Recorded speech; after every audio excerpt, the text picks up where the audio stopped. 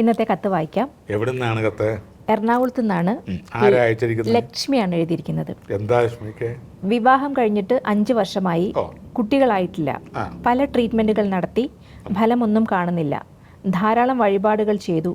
ഞങ്ങൾക്ക് സന്താന ഭാഗ്യം ഉണ്ടോ? എന്താണ് തടസ്സ കാരണം? ധനുരാശിയാണ് ലക്ഷ്മിയുടെ. പൂരാടം നക്ഷത്രമാണ്. നാളൊന്നും കുഴപ്പമില്ല. സ്ത്രീകൾക്ക് പൂരാട നക്ഷത്രം അത്ര വലിയ കഠിന പാപങ്ങളൊന്നും പറയുന്നില്ല. ഭർത്താവിൻ്റെ ഇടവരാശി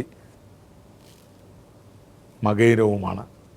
പുരുഷന്മാർക്ക് മകയിരം നക്ഷത്രവും ദോഷമൊന്നും പറയുന്നില്ല. പക്ഷേ വ്യക്തിപരമായിട്ട് നോക്കുമ്പം ദോഷങ്ങളില്ല എങ്കിലും ഒരു ഗ്രൂപ്പാവുമ്പോൾ, ഒരു യൂണിയനാവുമ്പോൾ അവയ്ക്ക് ചില യോഗനിലകൾ വരും. 1+1 = 2. വെറും ഒന്നാവുമ്പം മറ്റൊരു ഒന്നിൻ്റെയും കൂടെയുള്ള ഫലം ഇല്ല. അതൊന്ന് മാത്രമേ ഉള്ളൂ. 1+1 വന്നു കഴിഞ്ഞപ്പോൾ 2 എന്ന് പറയുന്ന സംഖ്യ വന്നു.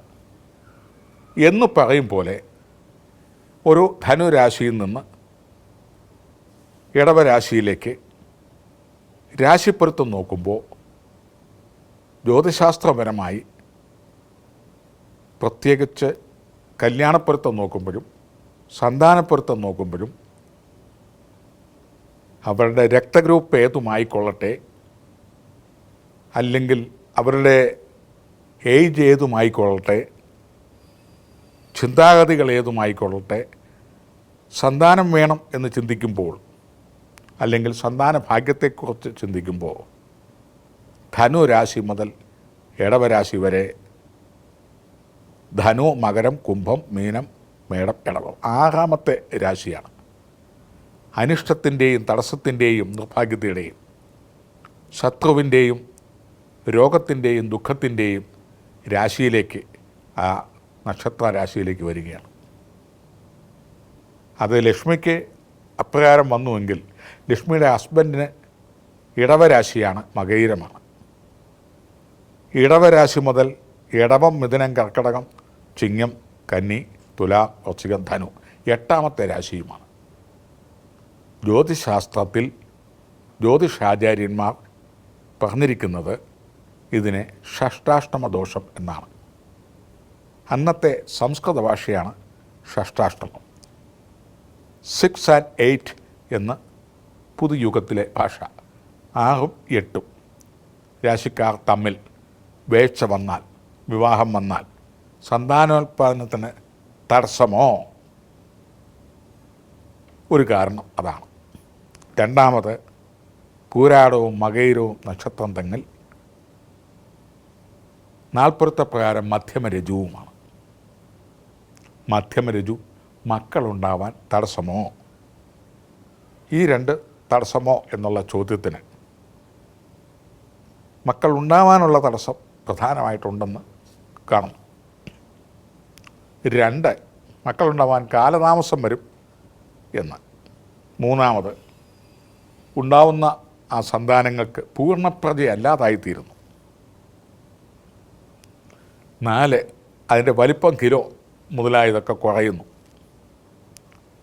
10 മാസം തികഞ്ഞ് ഉണ്ടാവാനുള്ള ബുദ്ധിമുട്ടുകളോ, അല്ലെങ്കിൽ ചാപിള്ള ഉണ്ടാകുവാനുള്ള സാധ്യത, അല്ലെങ്കിൽ പ്രസവിച്ച ഉടനെ തന്നെ ഈ അന്തരീക്ഷവുമായി പൊരുത്തപ്പെടാൻ ആ കുട്ടിക്ക് അതിൻ്റെ ഗ്രൂപ്പുമായി, അല്ലെങ്കിൽ മറ്റേതെങ്കിലും വൈറസിൻ്റെ ശല്യങ്ങൾ കൊണ്ടോ, ഇതുമല്ലെങ്കിൽ മാതാപിതാക്കളുടെ രക്തഗ്രൂപ്പുകൾ തമ്മിലുള്ള അവർണ്ണനീയമായ തടസ്സങ്ങൾ കൊണ്ടോ,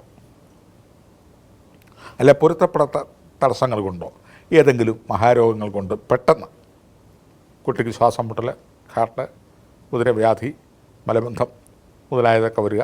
അതുപോലെ തന്നെ ചന്ദ്രഗ്രഹണം, സൂര്യഗ്രഹണം, വാവ്, കറുത്തവാവ്, പൗർണമി ഒക്കെ അടുത്ത് വരുന്ന സമയങ്ങൾ, അല്ലെ കുട്ടിയുടെ ജന്മനക്ഷത്രത്തിൻ്റെ അഷ്ടമരാശി വരുന്ന സമയങ്ങളിൽ ഒക്കെ പെട്ടെന്ന് അസുഖങ്ങളും അപകടങ്ങളും മരണങ്ങളുമൊക്കെ സംഭവിക്കാം.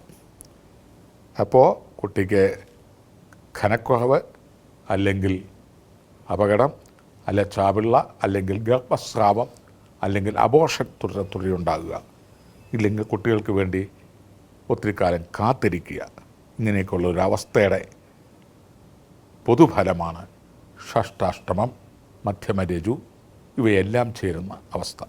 അതുപോലെ മകരവ്യാഴം, കഴിഞ്ഞ എപ്പിസോഡിൽ പറഞ്ഞ പോലെ മകരരാശിയിൽ വ്യാഴഗ്രഹം നിന്നാലും സന്താനം ഉണ്ടാകുവാൻ തടസ്സം,